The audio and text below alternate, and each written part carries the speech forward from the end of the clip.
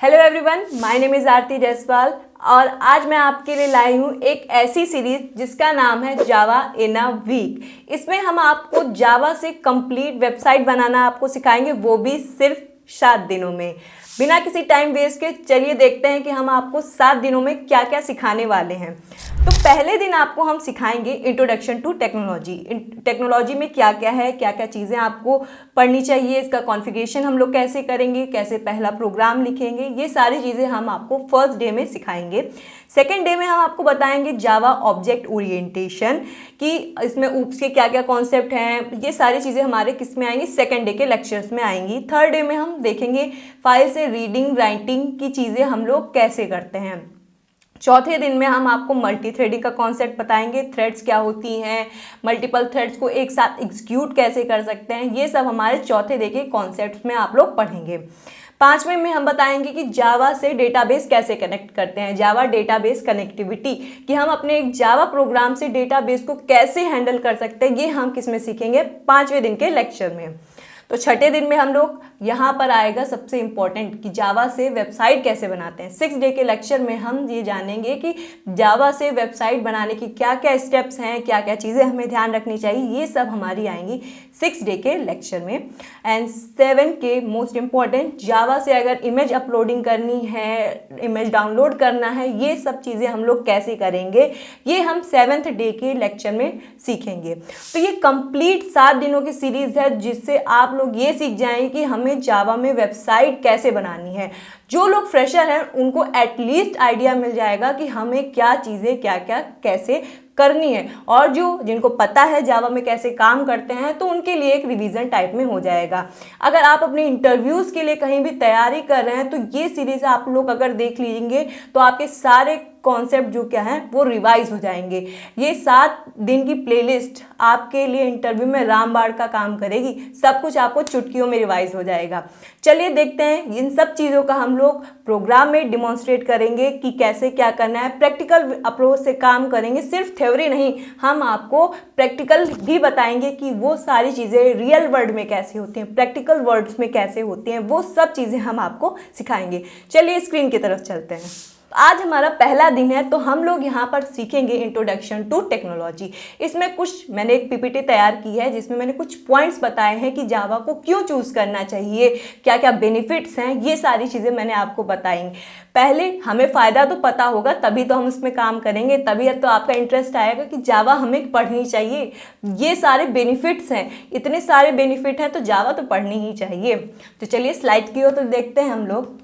तो ये हमारी स्लाइड है जिसमें हमने आपको बताया है कि जावा को आपको क्यों यूज़ करना चाहिए।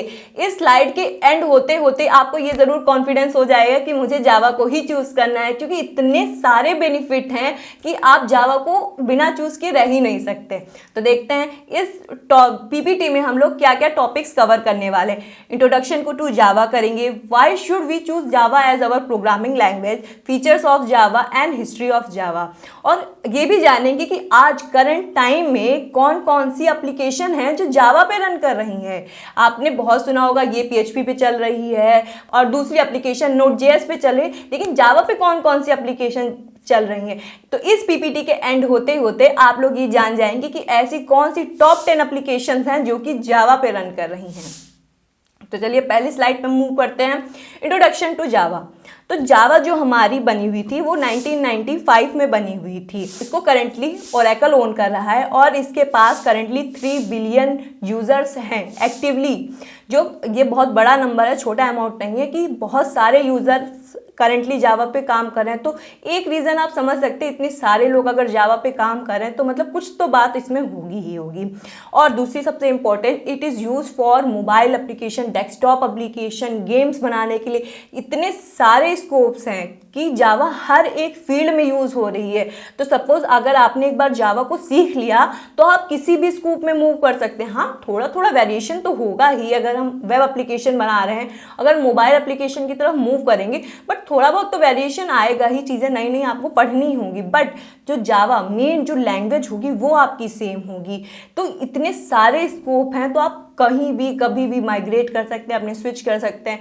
कभी आपको वेब बनना है तो वेब कर सकते हैं, एंड्रॉयड की एप्लीकेशन बनानी है वो भी बना सकते हैं, गेम्स एप्लीकेशन बनाने हैं वो सब कर सकते हैं। तो ये है हमारा ब्रीफ सा इंट्रोडक्शन टू जावा। अब 3 रीजन टू चूज जावा, ठीक है।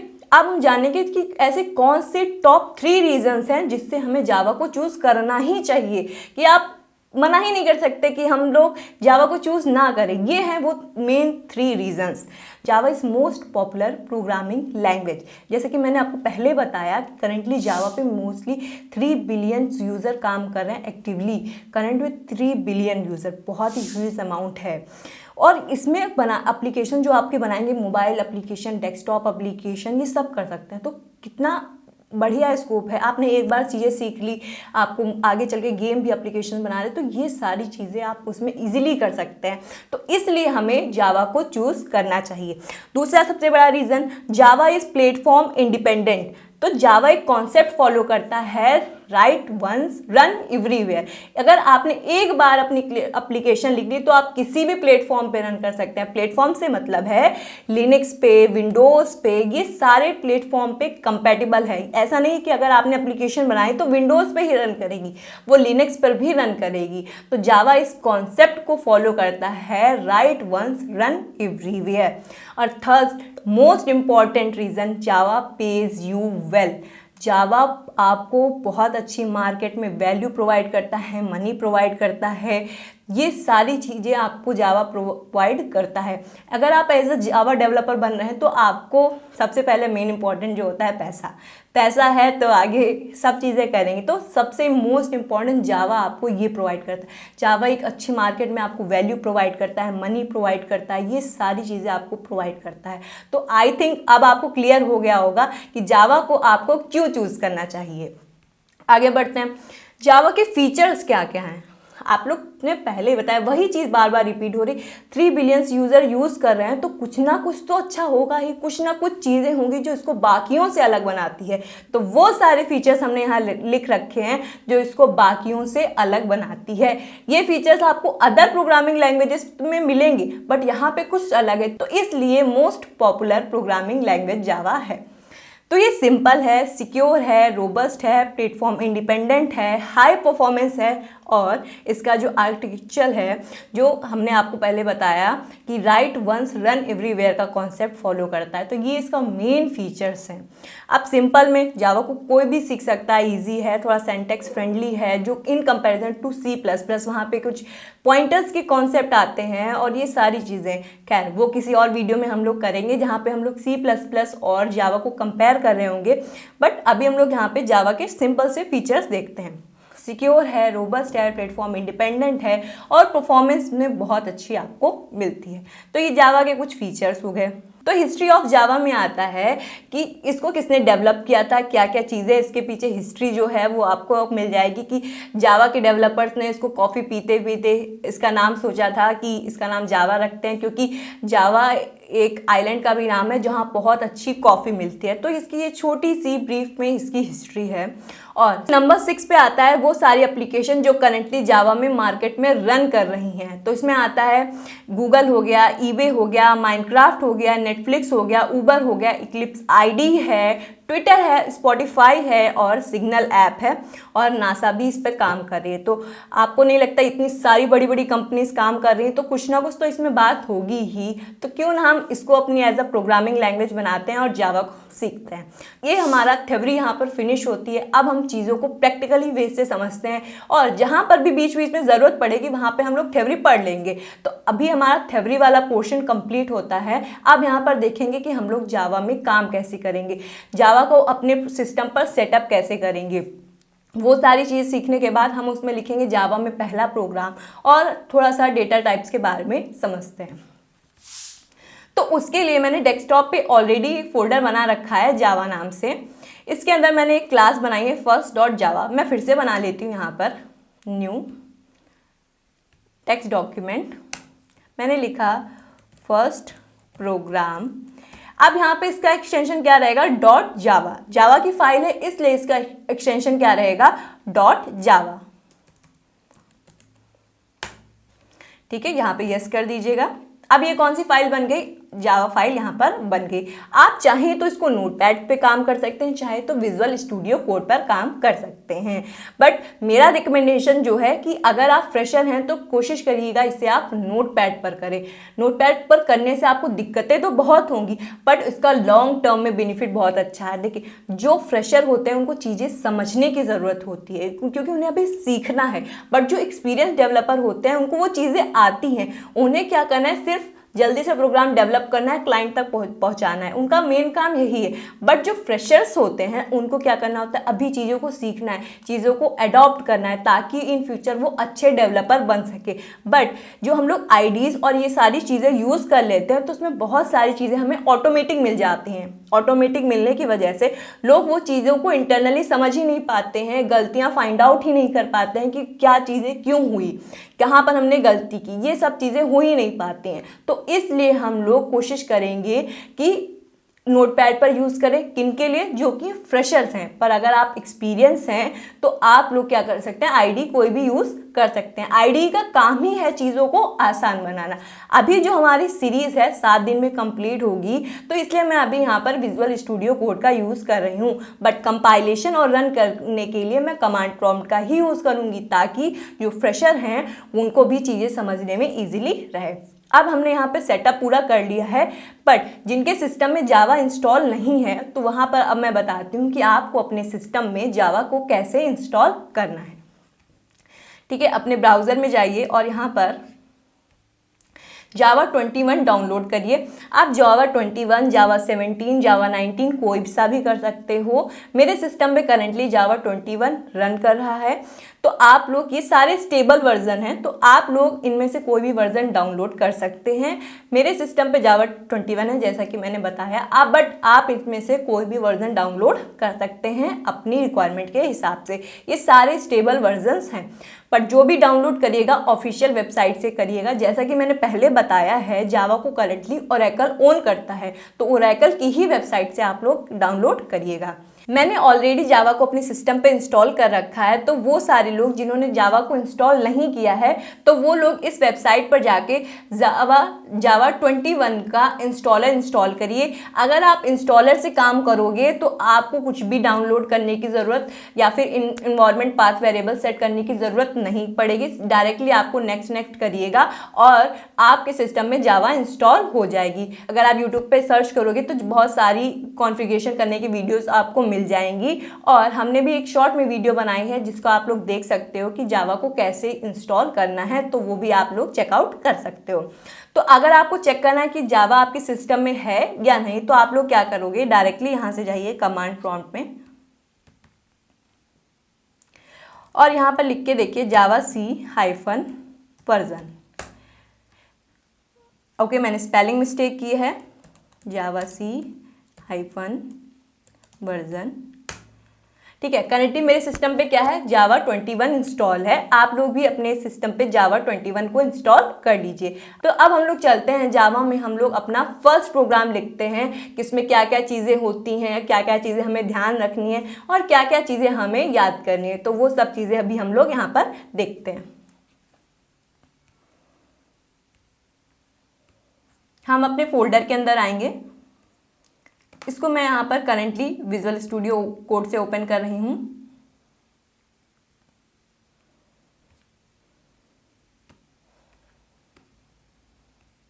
यहाँ पे हम लोग अपनी क्लास लिखेंगे। तो क्या आपको पहले ही पता है, जावा एक ऑब्जेक्ट ओरिएंटेड लैंग्वेज है जिसमें कि सब कुछ काम क्लासेस एंड ऑब्जेक्ट की फॉर्म में होगा। तो पहले मैं अभी कुछ सिंटैक्स लिखूंगी, भले अगर आप लोग फ्रेशर हो तो आपको वो सब चीज़ें समझ में नहीं आएंगी, बट अभी ध्यान रखिएगा, पेशेंस रखिए, फिर मैं सारी चीज़ें आपको एक्सप्लेन करूँगी। पब्लिक क्लास फर्स्ट प्रोग्राम, मैं पूरा कोड लाइन बाय लाइन लिख रही हूँ, वरना मेरे पास भी सजेशंस आते हैं, मैं उनको यूज़ कर सकती हूँ, बट मैं चाहती हूँ कि आपको वो चीज़ बहुत अच्छे से समझ में आए, इसलिए मैं यहाँ पर लाइन बाय लाइन कोड यहाँ पर लिख रही हूँ। हमने यहाँ लिखा पब्लिक स्टैटिक वॉइड मेन। तो अभी मैं आपको एक एक कीवर्ड एक्सप्लेन करके बताऊंगी कि ये कीवर्ड मैंने क्यों लिखा हुआ है। अगर हम इसको मिस कर देंगे तो हमारा प्रोग्राम चलेगा या नहीं, वो सब मैं आपको बताऊंगी। कीप पेशेंस, ठीक है। अब ये हमारा बेसिक सा सेटअप तैयार हो गया है कि जावा में हम लोग कैसे चीज़ें लिखेंगे। अगर जावा में आपको हेलो वर्ल्ड भी लिखना है तो आपको इतना कोड तो आपको लिखना ही पड़ेगा। अब ये कोड क्या कहता है उसको समझते हैं। यहाँ पर मैंने लिखा है पब्लिक क्लास। ये पब्लिक जो है ये क्या है, हमारा मॉडिफायर है जो हमने बैकस्लैश करके यहाँ पर लगाया है। ये जो चीज़ हमारी है इसको हम लोग बोलते हैं कमेंट्स, ठीक है। ये क्या है, हमारा कमेंट, ठीक है। तो इसको हम लोग कमेंट्स बोलते हैं। अब हमने कमेंट में जो भी कोड लिखा होता है वो कंपाइलर के थ्रू एग्जीक्यूट नहीं होता है। अगर वो कोड आपने लिखा तो वो जनरली क्या होगा, जो भी प्रोग्राम को कंपाइल कर रहा होगा वो उसको क्या करेगा, इग्नोर कर देगा, वो उसको रन नहीं करेगा। अगर आपने लिखा भी है तो उसका कोई मतलब यहाँ पर नहीं है। ये खाली डेवलपर अपने अंडरस्टैंडिंग के लिए लिखते हैं। अगर इन फ्यूचर वो बाद में आके कोड देखें भी तो उनको समझ में आ जाए कि ये कोड मैंने क्यों लिखा था, ठीक है। इसलिए हम लोग कमेंट्स यहाँ पर लिखते हैं। तो यहाँ पे आपने सबसे पहला इसमें पार्ट आएगा तो उसको हम लोग देखते हैं कि वो क्या है, पब्लिक। अब आपको ये समझ में नहीं आ रहा होगा कि पब्लिक क्या है। तो पब्लिक अगर हम लोग इन जनरल टर्म में समझे, पब्लिक मतलब क्या होता है, जिसको सब लोग एक्सेस कर सकते हैं। तो यहाँ पर भी पब्लिक का मतलब यही है कि जिसको सब लोग एक्सेस कर सकते हैं, उसको एक्सेस करने के लिए कोई रिस्ट्रिक्शन नहीं है कि कोई पर्टिकुलर क्लास का मेंबर ही एक्सेस कर सकता है या फिर कोई अदर पर्सन ही एक्सेस कर सकता है। पब्लिक मतलब सब कोई एक्सेस कर सकता है। Anyone can access। सेकंड क्या है, क्लास। ये कीवर्ड है जिसका यूज करते हैं हम लोग क्लास को डिफाइन करने के लिए। क्या है, keyword which is used for classes, ठीक है। उसके बाद जो आपने यहां पर देखा है फर्स्ट प्रोग्राम जो है हमारा वो क्या है, हमारा क्लास नेम, ठीक है। इतना क्लियर हो गया। जो हमने पब्लिक क्लास फर्स्ट प्रोग्राम लिखा है वो क्या है कि आपने क्यों लिखा है, क्या क्या इसका मतलब है, मैंने आपको बता दिया। जो मैंने यहाँ पे फर्स्ट प्रोग्राम लिखा है इसकी जगह पे आप कुछ भी नाम लिख सकते हो, बट जो हमने स्टार्टिंग में जो पब्लिक और क्लास लिखा है वो आपको एज इट इज लिखना ही पड़ेगा। ये सेंटेक्स है। हाँ, कुछ चीज़ें आपको याद रखनी ही पड़ेंगी तभी आप उन पर काम कर सकते हैं, अदरवाइज आप उन पर काम नहीं कर सकते। तो ये उनमें से एक ही है। उसके बाद हमने लिखा है पब्लिक, फिर यहाँ पर पब्लिक आया है। पब्लिक का मतलब आपको पता ही है, anyone can access it.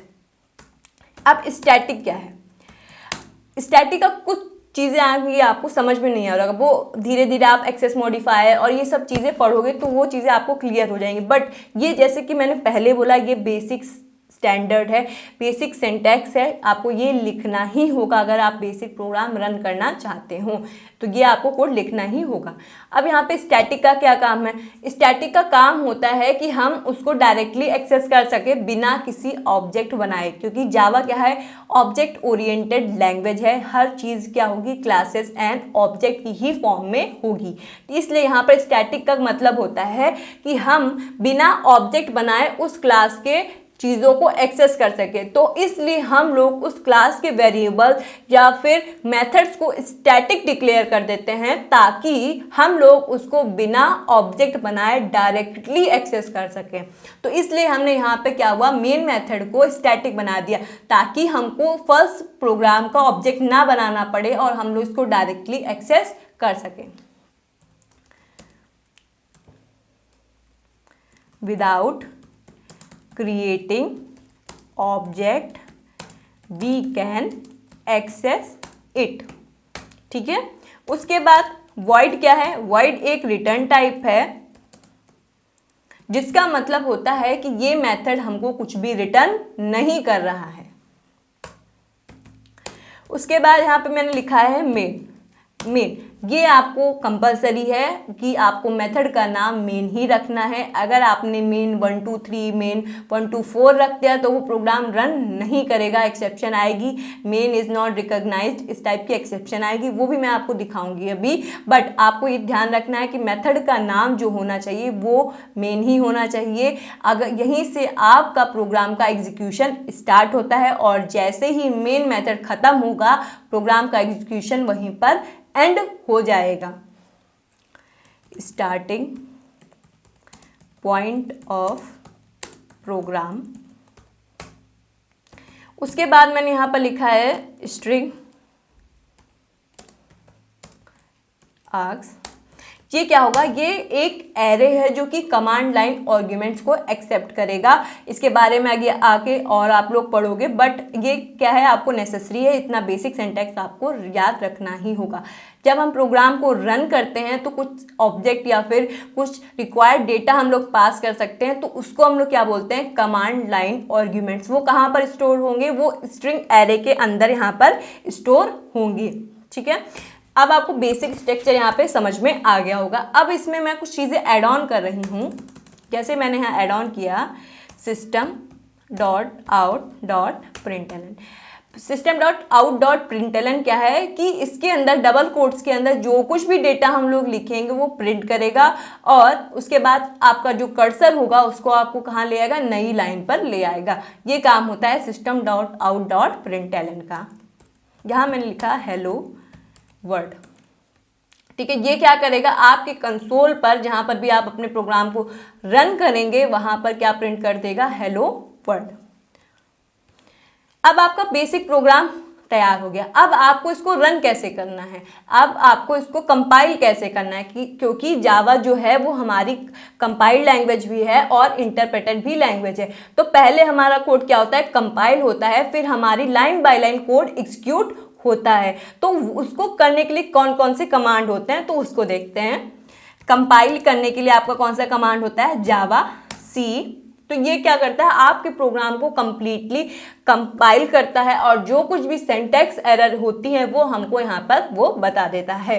Run time पर कभी भी हमारी कंपाइल टाइम एरर्स नहीं आएंगी। कौन सी आएंगी, एक्सेप्शंस या फिर एरर्स आएंगी, वो आगे के कॉन्सेप्ट्स हैं आपके। तो कंपाइल करने के लिए कौन सा कमांड यूज करेंगे, जावा सी, और रन करने के लिए कौन सा कमांड यूज करेंगे, जावा।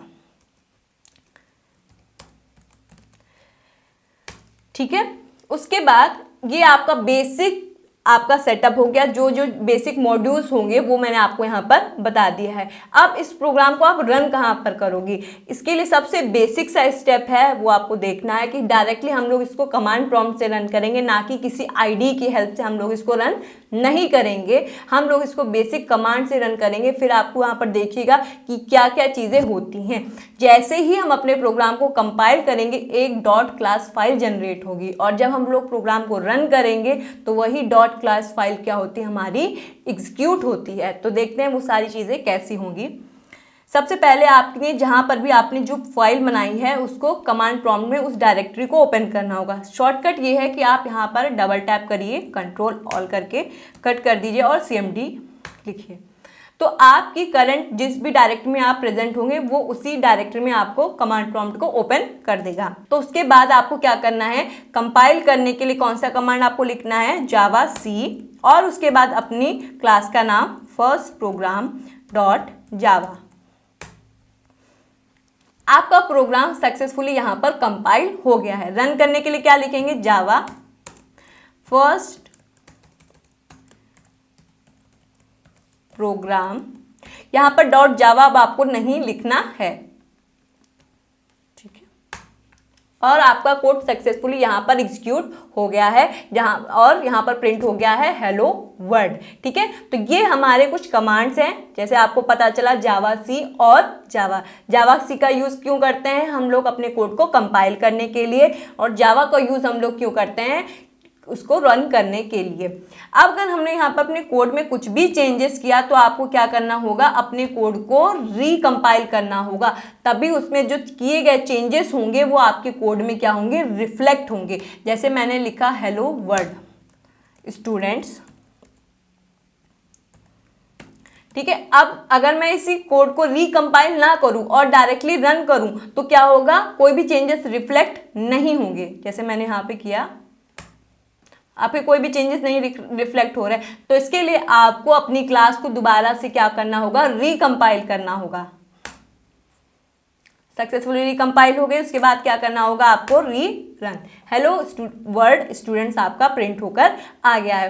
तो आई होप अब आपको अपने फर्स्ट प्रोग्राम को लिखने में कोई दिक्कत नहीं होगी और मैंने आपके कुछ बेसिक जो इसमें मॉड्यूल्स हैं वो आपको ब्रीफ में बता दिए है। और अगर आपको इसको डिटेल में जानना है तो आपको वेट करना होगा और इसको धीरे धीरे धीरे धीरे पढ़ना होगा, क्योंकि डायरेक्टली स्टार्टिंग में ही आपको ये सब चीज़ें समझ में आए ऐसा कुछ ज़रूरी नहीं है। आपको समझ में भी आ सकता है, नहीं भी समझ में आ रहा तो उसमें कोई भी दिक्कत नहीं है। अगर आपको ये चीज़ें नहीं समझ में आ रही तो इसी वीडियो को आप 2-3 बार भी देख सकते हो, 2-3 बार देखने में कोई भी दिक्कत नहीं है। तो यहाँ पर हमने अपना फर्स्ट प्रोग्राम सक्सेसफुली लिख लिया है, उसको कंपाइल कर लिया है, रन भी कर लिया है। अब हम लोग समझते हैं कि हमारे डेटा टाइप्स क्या होते हैं, डेटा टाइप्स कितने टाइप के होते हैं, उसमें क्या क्या चीज़ें होती हैं, उसके बारे में हम लोग ब्रीफ में समझते हैं। अब डेटा टाइप्स को अगर आपको डिफाइन करना होगा तो डेटा टाइप्स क्या हैं, डेटा टाइप अगर उसको डिवाइड करें डेटा और टाइप, मतलब आपका डेटा किस टाइप का है। तो डेटा टाइप भी यही होता है कि बताता है कि आपका जो एक्चुअल डेटा है वो किस टाइप का है। अगर वो जो नंबर है या कैरेक्टर है या स्ट्रिंग है तो डेटा टाइप बताता है कि आपका जो डेटा आपने प्रोवाइड किया है वो किस टाइप का यहाँ पर डेटा है। तो क्या होगा, it defines the type of the data. सबसे सिंपलेस्ट डिफिनेशन मैंने आपको बताई है कि ये जो डेटा होगा उसका आपको क्या बताएगा, टाइप। ठीक है। उसके बाद वेरिएबल्स क्या होते हैं, variable is like a container जिसके अंदर आप चीजें पुट कर सकते हो। ठीक है। वेरिएबल क्या है, कंटेनर होता है, एक बड़ा सा बॉक्स होता है, उसके अंदर आपने चीजें पुट कर दिया। अब डेटा टाइप और वेरिएबल का थोड़ा सा एक साथ यूज होता है कि डेटा टाइप का क्या होता है कि वो टाइप बताता है और जो वेरिएबल होता है वो एक कंटेनर है। बट कंटेनर में हम लोग क्या रखेंगे वो क्या बताए, कौन बताएगा, वो कौन बताएगा, हमें डेटा टाइप हमें बताएगा कि उस वेरिएबल के अंदर हमें कौन सा डेटा रखना है। आप हर चीज़ के अंदर हर चीज़ फिल नहीं कर सकते हो ना, कि अगर छोटा सा बाउल है और उसके अंदर आप बहुत सारी चीज़ें नहीं रख सकते हो ना, तो वो चीज़ें कौन स्पेसिफाई करता है, हमारा डेटा टाइप। और डेटा टाइप और वेरिएबल हमारे लगभग एक साथ ही यूज होते हैं। तो पहले हम लोग बताते हैं कि इसके अंदर कौन सा डेटा होगा और उसके बाद उसका हम लोग वेरिएबल के थ्रू उसका बताते हैं कि उसका नाम क्या होगा। जैसे हमने लिखा, एग्जाम्पल के लिए हम लोग लिखते हैं इंट a इक्वल टू 9। यहाँ पे जो इंट है वो क्या है, हमारा डेटा टाइप। डेटा टाइप मतलब कि इसके अंदर हम लोग क्या डेटा रख सकते हैं। इंटीजर का मतलब हम लोग यहाँ पे न्यूमेरिकल वैल्यू ही रख सकते हैं, 1 2 3 4 इस टाइप की ही वैल्यू यहाँ पर रख सकते हैं। एक क्या है आपका, एक वेरिएबल है। वेरिएबल क्या मतलब होता है, कंटेनर जिसके अंदर हम लोग वैल्यूज रख सकते हैं। वेरिएबल मतलब वेरी करना, इसके अंदर हम कुछ भी वैल्यू रख सकते हैं। बट डेटा टाइप के थ्रू आपने बता दिया कि इसके अंदर हम लोग सिर्फ इंटीजर टाइप की ही वैल्यू यहाँ पर रखेंगे।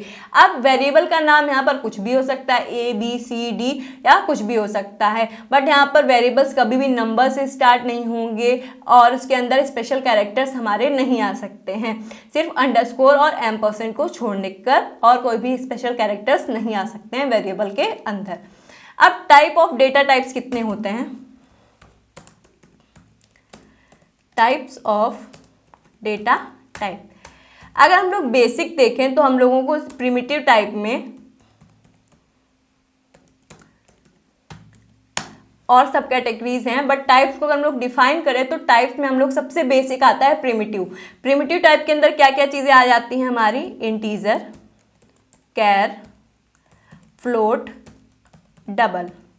जावा में हम लोग स्ट्रिंग को भी एज अ डेटा टाइप यहाँ पर यूज करते हैं, तो हमारी स्ट्रिंग भी। तो ये हमारे क्या है, बेसिक डेटा टाइप हैं आपके। अब इंट में क्या आएगा, इंट में जैसे मैंने आपको बताया तो इसके अंदर क्या होगा, आपका न्यूमेरिकल डेटा ही आपको रखा जा सकता है। जैसे 1 2 3 4 5 ये न्यूमेरिकल डेटा है, इसके अंदर हम लोग न्यूमेरिकल डेटा ही रख सकते हैं। यहाँ पर जो फ्लोट होता है, फ्लोट के अंदर हम लोग फ्लोटिंग पॉइंट वैल्यूज रख सकते हैं, जैसे 1.2 1.3 1.4, तो वो डेटा हम लोग रख सकते हैं। 1.3, ठीक है। अब कैरेक्टर के अंदर क्या रख सकते हैं, कैरेक्टर्स के अंदर जो हमारे बेसिक कैरेक्टर्स आते हैं जैसे ए बी, इसके अंदर सिंगल वैल्यूज आपकी आएगी डी। डबल क्या होता है, डबल से लोग कंफ्यूज हो जाते हैं कि डबल कुछ नहीं होता है, कि जो हमारी फ्लोट होती है वो हमारे कुछ पॉइंट के बाद 6-7 पॉइंट नंबर लेती है, जो डबल होती है तो उसकी वैल्यू को एक्सीड कर दिया जाता है कि पॉइंट के बाद वो 12 नंबर तक वैल्यू जैसे ले सकते हैं। जैसे हमारी अगर हम लोग डबल को देखें जैसे तो 2.11111 ये हमारे लगभग 12 तक जा सकती है, जबकि फ्लोटिंग में लगभग एस्टिमेट रहता है 6 to 7 बस। और स्ट्रिंग के अंदर हम लोग क्या लिख सकते हैं, स्ट्रिंग के अंदर हम लोग कितनी भी बड़ी वैल्यू लिख सकते हैं, जो कि किसके अंदर होगी, हमारी डबल कोट्स के अंदर हम कितनी भी बड़ी वैल्यू यहाँ पर ले सकते हैं। तो अगर हम लोग यहाँ पर कुछ वेरिएबल्स के अंदर डिफाइन करके देखें, जैसे यहाँ पे मैंने बनाया int a equal to 10, char equal to C. अब वेरिएबल हमने यहाँ पे बनाया, इसका नाम नहीं दिया तो इसका नाम भी हम लोग दे देते हैं कैर इक्वल टू बी। फ्लोट सी, इसको हमने वैल्यू दे दी 1.3 एफ। फ्लोट है इसका मतलब, इसलिए हमको क्या पास करना होगा, एफ, ठीक है। डबल को हमने यहां पर दे दिया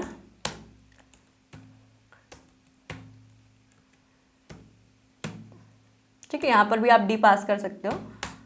अब हम चाहते हैं ये सारी वैल्यू हम प्रिंट करें। प्रिंट करने के लिए क्या यूज करोगे, system dot out dot print LN. जैसे मुझे प्रिंट करना है ए, फिर इसी को हम लोग कॉपी पेस्ट करते हैं बी, यहां पे हमने प्रिंट किया सी,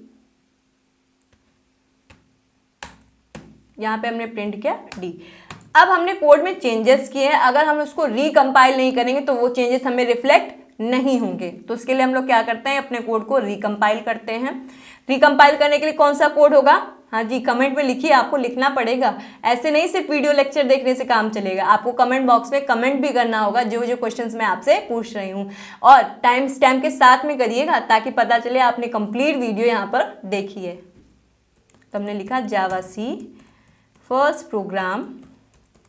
अब कंपाइल कर रहे हैं तो डॉट जावा लगाना है कि नहीं ये बताइए आप लोग कमेंट बॉक्स में। तो ठीक है, हम लोग बता देते हैं, कंपाइल करते टाइम हम लोग डॉट जावा यूज करते हैं। हमारा कोड सक्सेसफुली यहां पर कंपाइल हो चुका है। अब हम लोग इसको क्या करेंगे, रन। जावा फर्स्ट, स्पेलिंग मिस्टेक ध्यान रखिएगा, अगर आपने फर्स्ट को फर्स्ट प्रोग्राम में एफ को कैपिटल रखा है तो आपको रन करते टाइम पर भी कैपिटल ही रखना होगा, वरना हमारी एरर्स आ जाएंगे, क्योंकि जावा जो क्या है हमारी केस सेंसिटिव लैंग्वेज है। फिर मैंने गलत लिख दिया फर्स्ट प्रोग्राम। छोटी छोटी सिंटैक्स एरर तो होती ही रहती हैं, ठीक है। आपकी वो सारी वैल्यूज यहाँ पर हमारी प्रिंट हो गई। तो ये हो गया हमारा बेसिक सा डेटा टाइप्स के बारे में। ऑपरेटर्स के बारे में भी हम लोग यहाँ पर देख लेते हैं कि ऑपरेटर क्या होता है। जैसे कि आप लोगों ने बेसिक मैथ्स में पढ़ा होगा तो वही हमारे यहाँ पर भी ऑपरेटर्स यूज होते हैं। जैसे एडिशन के लिए आप प्लस, सब्ट्रैक्शन के लिए माइनस, डिवीजन के लिए यहाँ पर एस्ट्रिक, और डिवाइड करने के लिए हम लोग यहाँ पर डिवाइड ऑपरेटर का यूज़ करते हैं। और रिमाइंडर निकालने के लिए हम लोग यहाँ पर क्या यूज़ करते हैं, परसेंट का यूज़ करते हैं, जो कि हमारा किसी नंबर को डिवाइड करने के बाद जो हमें रिमाइंडर मिलता है वो हमें यहाँ पर प्रोवाइड करता है। एडिशन सब्ट्रैक्शन आप लोगों को तो अच्छे से आता है, पर फिर भी देख ही लेते हैं एक बार अगर हम लोग कर रहे हैं। तो अब हम लोग यहाँ पर आए, इस कोड को मैं कमेंट कर देती हूँ। अब मुझे यहाँ पर दो वेरिएबल बनाने, बताइए कैसे बनाएंगे, क्योंकि आपको मैंने बताया है कि पहले आपको क्या करना होगा, डेटा टाइप से उसका टाइप बताना होगा, उसके बाद एक वेरिएबल डिक्लेयर करना होगा। ये तो हो रही बात एक वेरिएबल को डिक्लेयर करने की। अगर आपको दो वेरिएबल को डिक्लेयर करना है तो क्या करना है, यही प्रोसेस को आप रिपीट कर दीजिए, बस कोई नई बात नहीं है, सिर्फ इसी प्रोसेस को क्या करना है, आपको रिपीट करना है। Int a equal to a। अब ये काम हुआ मेरा फर्स्ट वेरिएबल को बनाने का। अगर आपको दो बनाने तो आपको क्या करना होगा, यही प्रोसेस आपको क्या करना होगा, रिपीट करना होगा। Int b equal to 2। इसका शॉर्टकट भी है एक, वो भी मैं आपको बताऊंगी। मैं आपको एक डेटा टाइप के लिए बताऊंगी, बाकी सारे आपको खुद ही रिवाइज करने हैं, वो सारी चीज़ें आपको खुद ही पढ़ के आनी है। वो सिर्फ मैं एक वेरिएबल के लिए बता रही हूँ। इंट सी कॉमा डी, यहाँ पर हम लोग ऐसे भी कर सकते हैं। अगर हमें सी को कुछ वैल्यू प्रोवाइड करनी है तो वो भी हम यहाँ पे कर देंगे डायरेक्ट। ये किस लिए होगा, अब ये क्या बता रहा है कि हमने सी और डी जो किस टाइप के, हमारे इंट टाइप के हैं, ठीक है। ये सिर्फ हमारे सेम डेटा टाइप में हो जाएगा, ये नहीं कि आपने इंट सी को यहाँ पे इंट डिक्लेयर किया और यहाँ पे आप डी को फ्लोट डिक्लेयर करो, ऐसा नहीं हो सकता है, ठीक है। हम लोग एडिशन देख लेते हैं। हमने यहाँ पे किया system dot out dot println, हमने यहाँ किया A plus B, system dot out dot println A minus B, system dot out dot println A into B. अब यहाँ पे कंफ्यूजन हो रही होगी कि यहाँ पे हमने डबल कोट्स में जो भी डेटा लिखा है वो प्रिंट हो रहा है, बट अगर आप लोग डबल कोट्स के अंदर डेटा नहीं लिखते हो तो वो क्या करेगा, इस डेटा को जो भी प्रिंटलन के अंदर आपने लिखा हो वो एज अ वेरिएबल आपको ट्रीट करेगा और उसको पूरा सॉल्व करने के बाद आपको उसका आंसर प्रोवाइड करेगा। जैसे ए क्या है, हमारा वेरिएबल है, इसकी वैल्यू क्या है 1, और बी क्या है, वेरिएबल जिसकी वैल्यू 2। तो क्या करेगा, जब इसको प्रिंट करना होगा तो किसको किस तरह से लिखेगा, 1 + 2, ठीक है। आई होप अब आप लोगों को क्लियर हो गया हो। अब इतना ही कंपाइल करके हम लोग देख लेते हैं। डिवाइड और मॉड्यूल का आप लोग, मॉड्यूलों का आप ही लोग करिएगा। इसको हम लोग कंपाइल करते हैं, रीरन करते हैं, ठीक है। ये आपका आंसर आ गया, +1 + 2 3, और इसे माइनस किया, -1 डिवाइड किया 2 आपका आ गया। डिवाइड और सब आपको मॉड्यूलो आपको करके लगाना है, और यहाँ पर हम लोग उसका आंसर कमेंट बॉक्स में आप लोग कमेंट करिए। ये हो गया हमारे पास ऑपरेटर्स का काम। अगर हम लोग थोड़ा सा कंडीशन के बारे में देख लेते हैं कि कंडीशनल स्टेटमेंट क्या होता है, उसके बाद हमारी पहली वीडियो यहाँ पर एंड होगी। सेकंड वीडियो में हम लोग देखेंगे उप्स के बारे में, ओके। तो पहले हम लोग कंडीशन स्टेटमेंट देख लेते हैं, अभी वीडियो एंड नहीं हुई है। तो यहाँ पर हम लोग देखते हैं कंडीशन, स्पेलिंग मिस्टेक्स बहुत सारी होती हैं उससे, तो अगर कहीं पर हो जाए थोड़ा सा इग्नोर करिएगा। यहाँ पे हम कंडीशन के बारे में हम लोग देखेंगे कि कंडीशन का क्या मतलब है। कंडीशन होती है, इसका 2 ही आंसर हो सकते हैं, येस या नो। तो उसको हम लोग रिप्रेजेंट करते हैं प्रोग्रामिंग की लैंग्वेज में ट्रू या फॉल्स की। ट्रू का मतलब होता है कंडीशन ट्रू है, और फॉल्स का मतलब होता है कंडीशन गलत है। तो ये हम लोगों के होते हैं 2 रिजल्ट होते हैं कंडीशन के, या तो ट्रू वैल्यू होगी या हमारी फॉल्स वैल्यू होगी। तो कभी कभी क्या होता है, 2 चीज़ों को, 2 कंडीशंस को हमें कंबाइन करना होता है, तो उसके लिए हम लोग क्या यूज़ करते हैं, इफ़ स्टेटमेंट का यूज़ यहाँ पर करते हैं कि कंडीशन को चेक करना है या फिर 2 कंडीशन को एक साथ चेक करना है या कंबाइन करना है। तो वहाँ पर उन सब कंडीशन को एक साथ चेक करने के लिए हम लोग क्या यूज़ करते हैं, इफ एल्स का यूज़ करते हैं। तो उसके लिए हम लोग देखते हैं इफ एल्स इफ, और इन सब का यूज़ हम लोग करेंगे। अभी मैं बेसिक सा इफ़ के बारे में आपको बताती हूँ। अगर आपको कंडीशन चेक करना है तो आप लोग यहाँ पर कंडीशन कैसे चेक करोगे, जैसे आपने यहाँ पे बनाया इंट वैल्यू = 10। अब आपको चेक करना है कि वैल्यू 2 से बड़ी है या हमारी 2 से छोटी है। तो उसके लिए क्या लिखोगे, if value is greater than 10। इसका आंसर आप लोग क्या करोगे, अभी अपने रिस्पॉन्स से सोच के देखिए। वैल्यू क्या है हमारी 10, क्या 10 से बड़ी है, नहीं, तो क्या होगा, फॉल्स। तो इसके अंदर जो हम लोग इसके अंदर कोड रखा होगा वो क्या होगा, हमारा एग्जीक्यूट नहीं होगा। जब हमारी कंडीशन ट्रू होगी तब हमारा कोड क्या होगा, एग्जीक्यूट होगा। Yes it is true, but अभी हमारी कंडीशन क्या है, फॉल्स है, इस वजह से यहां पर एग्जीक्यूट नहीं होगा। सबसे पहले कंपाइल किया हमने, रन करते हैं, कोई भी आंसर नहीं है। अभी हम यहाँ पर इस कंडीशन को ट्रू कर देते हैं, जैसे इसकी वैल्यू कर देते हैं 1 1 10। अब रिकंपाइल करते हैं इसको, रीरन करते हैं, यस इट इज़ ट्रू। तो इसलिए हम लोगों का इफ एल्स का यूज़ करते हैं। तो इस वीडियो को हम लोग यहीं पर एंड करते हैं। बेसिक आपको आगे चीज़ें पढ़ के आनी है अपने आप से, इफ एल्स इफ और हमारे लूप के कॉन्सेप्ट में। जो हमारी जावा इनर सीरीज हमारी प्लेलिस्ट है, इसमें हम लोग टारगेट कर रहे हैं, हम जो फ्रेशर है उनका क्विक रिवीजन के लिए हम आपको सिर्फ ओवरव्यू देना चाहते हैं। अगर ये सारे कॉन्सेप्ट आपको डिटेल में चाहिए तो आप लोग कमेंट बॉक्स में कमेंट करिए, तो हम आपके लिए डिटेल वीडियो भी बनाएंगे जिसमें हम ये सारे कॉन्सेप्ट आपको डेप्थ में पढ़ाएंगे, कंडीशंस क्या होती हैं और ये सारी चीज़ें क्या होते हैं। बट इस वीडियोज़ में हम लोग सब कुछ ब्रीफ में रख रहे हैं, सिर्फ आपके रिविजन पर्पज़ से मैंने आपको ये सारी चीज़ें बताई हैं। तो मिलते हैं हम लोग नेक्स्ट वीडियो में। Till then keep shining, keep learning. और उसके बाद हमें नेक्स्ट वीडियो में मिलना है ना, तो stay tuned and hit and subscribe our YouTube button and press the bell icon for more updates. Thank you.